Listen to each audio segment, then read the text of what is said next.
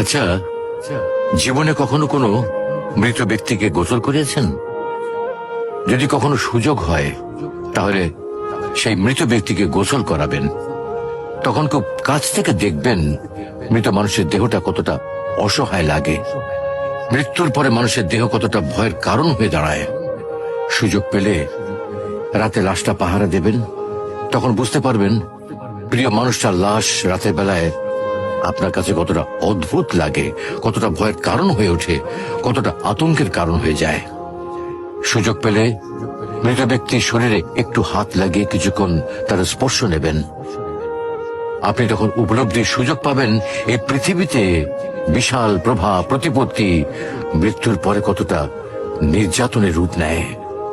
সুযোগ পেলে আপনজনদের লাশ কবরে নামাবেন খুব আগ্রহ নিয়ে। শেষবারের মতো মৃতদেহের মুখটি একবার দেখার চেষ্টা করবেন এবং বারবার উপলব্ধি করার চেষ্টা করবেন এই মৃতদের সাথে অনন্তকালের যাত্রার পথে এটাই আপনার জীবনের শেষ দেখা। সুযোগ পেলে মাঝে মধ্যে কবরস্থানে গিয়ে নীরবে কিছুক্ষণ দাঁড়াবেন। এরপর মনে মনে চিন্তা করবেন জীবনের লাভ ক্ষতির হিসাব। এই মৃত মানুষগুলো এই পৃথিবীতে কি করে গেছেন, কাদের রেখে গেছেন।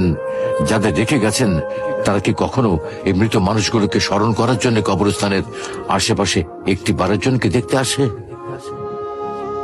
আমাদের জীবনটা বড় অদ্ভুত, বৈচিত্র্যময়।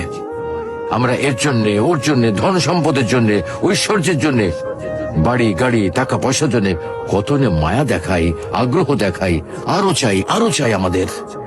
অথচ এই জীবনে আমরা মৃত্যুর কথা না ভেবে, পরকালের জবাবদিহির কথা না ভেবে কিভাবে আরো সম্পদ অর্জন করতে পারি সেই চিন্তায় বিভোর থাকি।